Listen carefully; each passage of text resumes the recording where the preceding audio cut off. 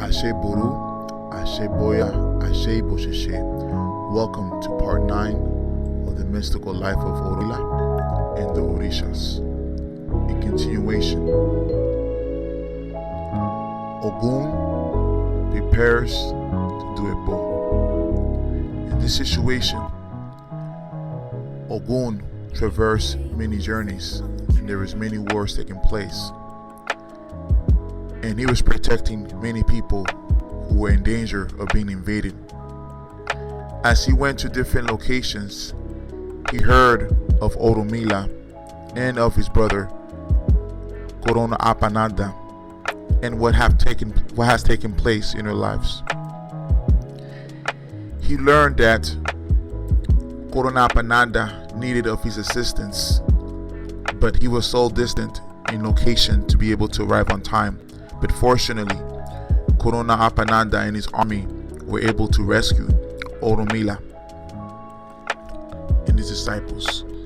Also, Oya was also present in rescuing him. And you've heard of how Orunmila was able to assist Oya in giving birth to children, not just one, but 9. He wanted to meet Mila one day. And this opportunity came to pass. Orunmila, from a distance, saw Ogun of him. The appearance of Ogun was very majestic, unlike his brother Corona Apanada, who was also strong and mighty. But Ogun had a stronger appearance. He had a crown that was shaped like an eagle with the beak open, so similar to the living deity Horus, the god of war, worshipped by the Nile River. Orunmila, full of emotion, said, "My salute to you, glorious king. Among gods, admired also in the isolated regions of the Nile River and in different locations of Africa.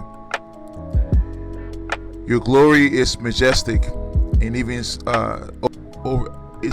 as the same, even beyond the will and power of Shango. You are a powerful deity. You are a god."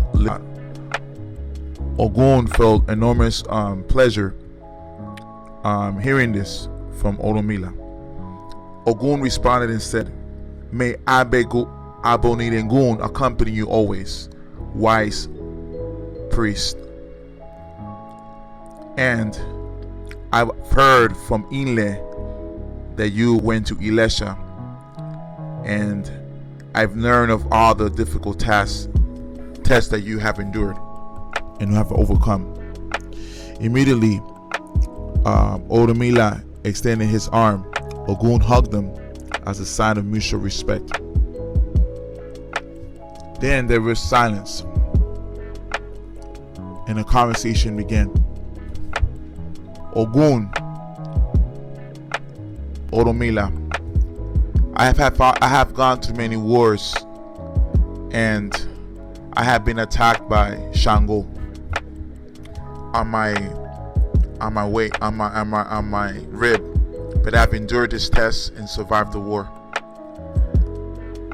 And I'm truly saddened because there was an altercation between Shango over Oya, because Oya was with Shango. Orunmila immediately, guided by the power of Ifa in the spirit, told him, there will come a time where someone who's very beautiful, the appearance of a goddess, will show up in your life. And this is basically, he's relating it to Oshun, a story of Oshun where they meet in the future. At least in this context, he's predicting the future for Ogun. Ogun's content with this. Immediately someone came, an army came to invade their village, and they're trying to destroy the women and children to rob of their wealth and treasure. Ogun immediately got his army surrounding the territory, and orunmila and the disciples were walking with him but behind. Ogun faced the opposing army and interacted with the lead king of the opposing army and told him, leave this territory unless you want to be dead and destroyed. The opposing team was shocked that this person would interact with him in this way. Immediately he attacked Ogun, and Ogun was able to dodge that attack and defeated him. And basically Ogun said, when you go to heaven as a spirit being, may you have the honor to say that Ogun was the one that transitioned you to that realm.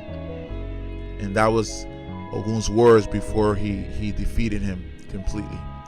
The opposing army, seeing his leader being destroyed, lost will and might and courage, and basically Ogun and his army defeated them completely. And this is Ogun's approach, because he is the deity of war and was able to defeat them.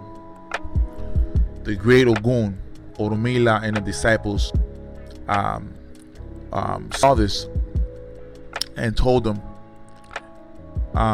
the great Ogun, the invisible Ogun, the God of our kingdom, has come. There's no opposing enemy that's been able to equate to him to defeat him. His sword is strong. His ability war, he have refined it in many moons and many nights.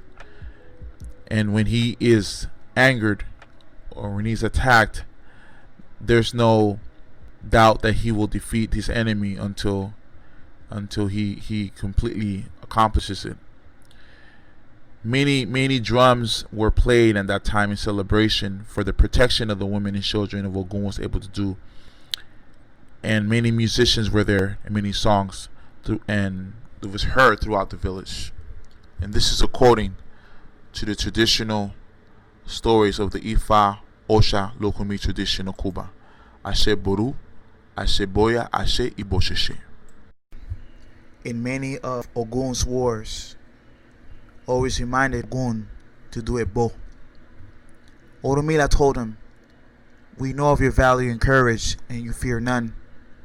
It's known about Africa, but a bow will assure always the success.